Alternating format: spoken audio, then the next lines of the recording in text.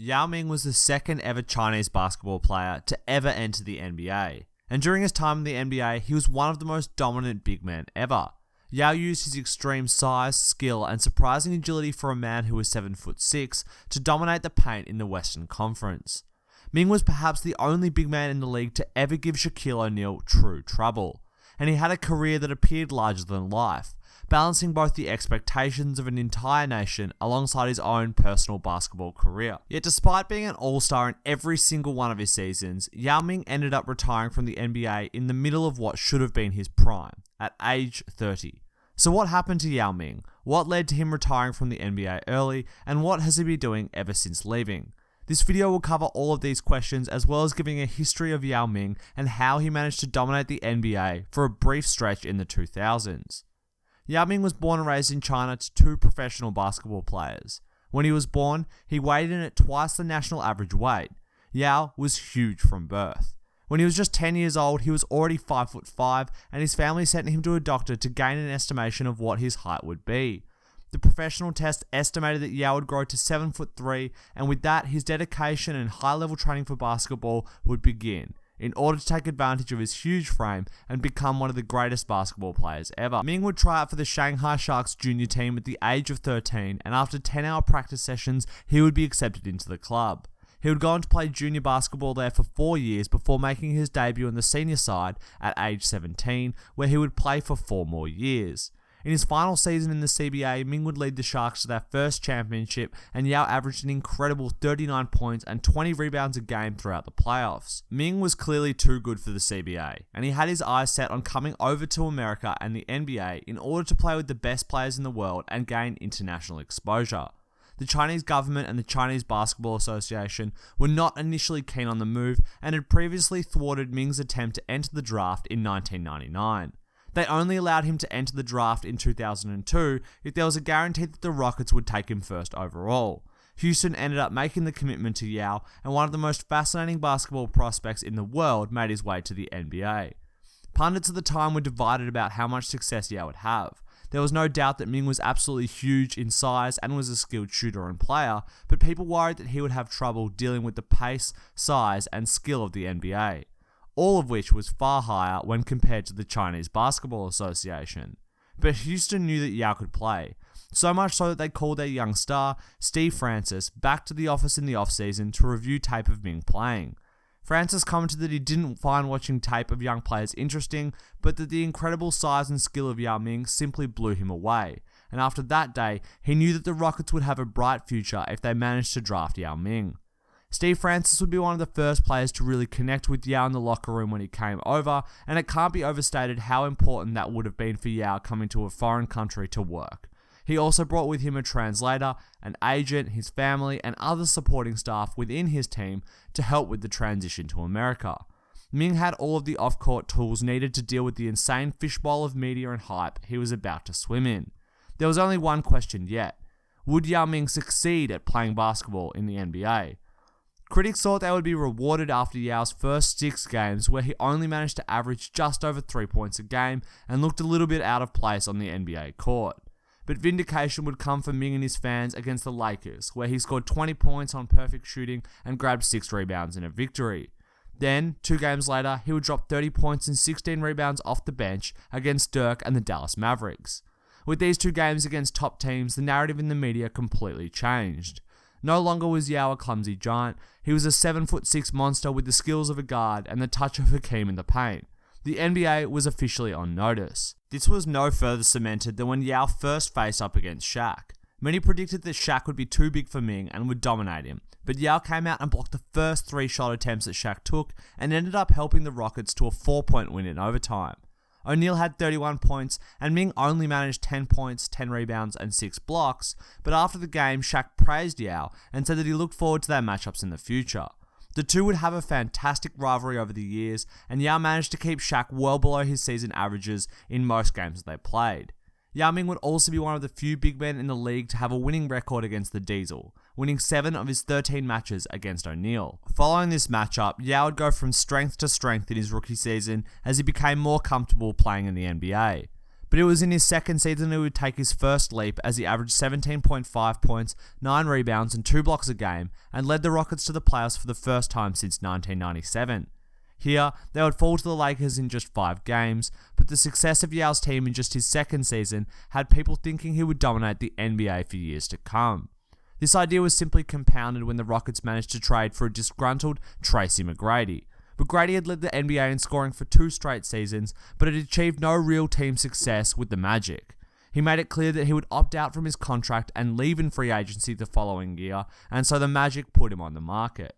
Houston came through with their offer of Steve Francis, a 3-time All-Star, and Yao's close friend, and Coutinho Mobley, their second option. The Magic accepted, and Houston would pair their incredible center with one of the most talented scorers in NBA history.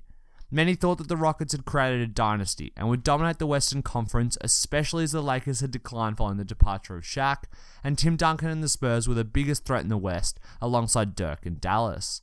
The Rockets had also acquired Juwan Howard in the trade for McGrady, and the veteran center helped add to their defensive presence alongside Ming and Dikembe Mutombo.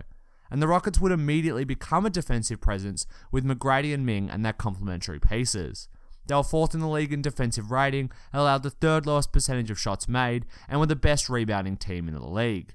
They were absolutely elite defensively, and all of this was led by Yao Ming.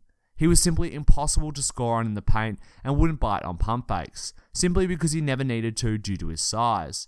Ming was so big in the paint he could simply throw his hands up and any shot would become contested. The modern day comparison would be Rudy Gobert crossed with Marc Gasol. Incredible length and size with the positioning and defensive IQ of both players combined. The defense-first mentality of the Rockets was also perfectly complementary to McGrady and Yao's scoring styles. Both players were exceptionally talented isolation scorers and could thrive when the pace had slowed down. Good defensive teams will tend to limit the amount of transition as it forces more half-court possessions. They then rely on their personnel making less defensive mistakes and limiting the opposition's success. But for this to be effective and translate to wins, team needs ways of scoring down the other end as well. The 2001 Philadelphia 76ers had Allen Iverson, the San Antonio Spurs used the combination of Parker, Ginobili and Duncan in the 2000s, and the Detroit Pistons relied on Rip Hamilton and Chauncey Billups to create a lot of scoring opportunities in half-court settings. And this is what McGrady and Ming could do. T-Mac at his prime was one of the NBA's most unstoppable scorers. He was 6'9", incredibly athletic, and could rise up from any spot on the court to shoot over the top of defenders. Kobe Bryant himself described him as the toughest player he ever had to guard.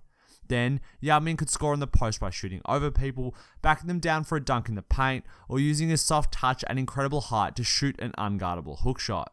He could also run in the pick and roll and was one of the most effective screeners in the league due to his huge size. Yao could run to the rim and finish in the paint, or he would frequently fade to the free throw line where he would hit soft jumpers. This Rockets team was fantastic in full flight and had memorable moments such as that 22 win streak and T-Mac's 13 points in just 35 seconds to win a game against the Spurs. But the Rockets never had any real memorable success. They were cut down with a series of injuries to both McGrady and Ming instead. Of the 463 regular season games that the two players were eligible to play together, Yao missed 146 games and McGrady missed 160. A huge amount of games missed combined, and it would disrupt their ability to develop chemistry and consistency on the court. And this is what would ultimately bring down Yao's NBA career, a series of injuries to his feet and knees. In his first 3 seasons, Yao had barely missed a game, and then he was forced into surgery on his big toe in late 2005, sidelining him for the beginning of that NBA season. These injuries would continue to occur as Yao broke his right knee just a year later, and then in 2008 it was announced that Yao would miss the entire season with a stress fracture in his left foot. Many feared for the worst for Yao, as he hadn't put together a full NBA season in 3 years. When he played, he was incredible, but journalists and fans alike thought that the NBA might be robbed of one of the great big men talents. But with an entire off-season of rest, Yao Ming came back to play the entire 2008-2009 NBA season, where the Rockets would again be one of the best defensive teams in the league. But McGrady would be ruled out of the back half of the season in the playoffs with microfracture surgery, leading to another Houston Rockets disaster of an injury season.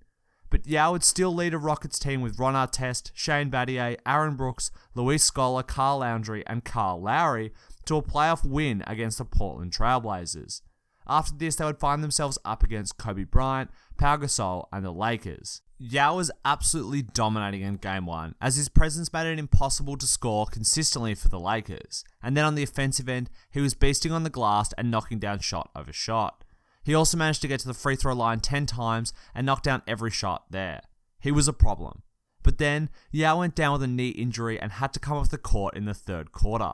His physio begged for him to go down to the locker room, but Ming refused. He stretched his knee in the walkway and came back out to the court clearly hobbled.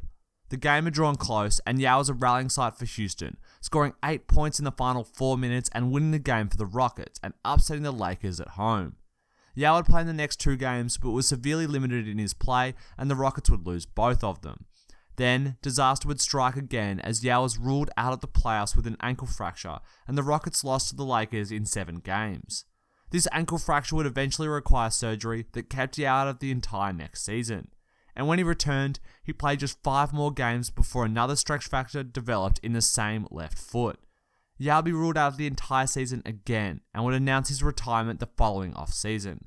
His career had spanned 8 playing seasons, and he had been an all-star all 8 years, and was a bridging player between Chinese and American culture, politics, and basketball. But he remains one of the biggest what-ifs ever, with fans wondering just how dominant he would have become had it not been for chronic ankle and knee injuries. During his peak stretches, Yao had consistently averaged 25-ish points, 10 rebounds, and 3 blocks a game as he roamed the paint in MVP form. Instead of playing again, Yao returned to China, where he would purchase his old team, the Shanghai Sharks, and eventually become the president of the Chinese Basketball Association. Despite his injuries and lack of consistent play, Yao was one of the most influential basketballers ever. He catapulted basketball in China, making it one of the biggest sports in the entire nation. And this has been crucial for the NBA, as it solidified a whole new market for them to expand to, with teams, players, and sponsorship deals thriving in China during every offseason. We may never see someone like Yao Ming again in the NBA. His combination of size and skill was one of a kind, and we are blessed to have witnessed him, even for just a brief moment in time. Thanks for watching, guys. I hope you enjoyed the video, and if you did, make sure to leave a like and subscribe and hit the notification bell for more videos in the future. And let me know in the comments what you thought of this style of video. Did you enjoy the history of the NBA, or do you prefer to see more analysis of what's going on in the NBA today? Thanks, guys, and thanks for your continued support on all my videos.